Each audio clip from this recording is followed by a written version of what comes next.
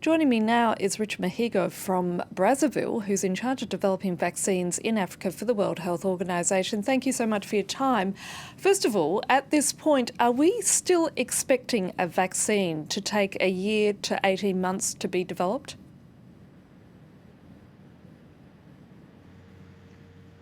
Good afternoon, and thank you for having us on your show. It's very difficult to predict when a vaccine may be available for the COVID-19 particularly. In normal circumstances, this is something that takes, as you alluded to, quite a long time. But we have seen a global concerted efforts to try to fast track some of these steps, and we all think that we could potentially have a vaccine at a much reduced time than what is usually given. When you say that it's going to hopefully happen within a much reduced time, then you have the logistics of rolling it out. I mean, keep in mind it took nearly more than half a century to eradicate smallpox across the globe. So how quickly can one ramp up production in order to ensure that billions of people across the world indeed have access to that vaccine? That is indeed the critical question. It's one thing to discover and then to find a efficacious vaccine, but it's another thing to ramp up the production because once the vaccine will be discovered, it will be needed across the globe in billions in terms of doses. So that will be definitely a huge logistical challenge, not only to produce the vaccine, but also once the vaccine is available, to ramp up the implementation and to reach all the remote places. So those are critical challenges that are lying ahead of us, but I think we can all come together to try to defeat such challenges in these difficult circumstances. With this pandemic, it does appear Africa so far has seemed to escape the same fate as various European countries in the US. Why is that so? Is it because of the younger population and the warmer weather? Well, we need to remember that Africa was hit by the pandemic as a last continent compared to others, which gave countries enough time to prepare themselves.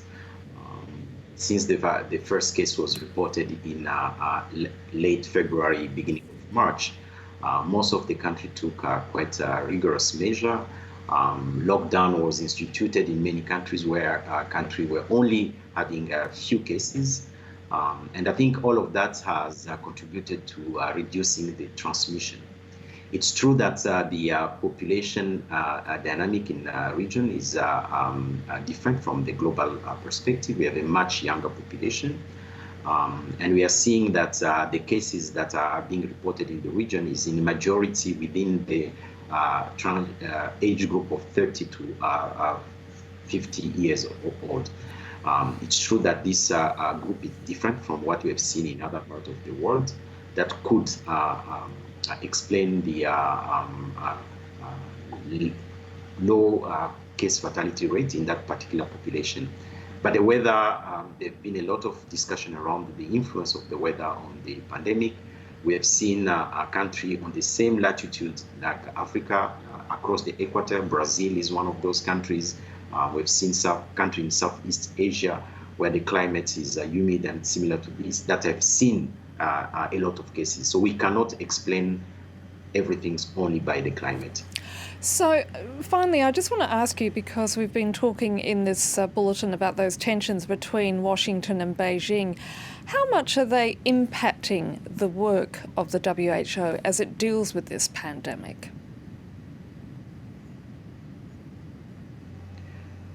Well, for the moment, our primary focus is to really try to support countries, help countries to minimize the expansion of this pandemic.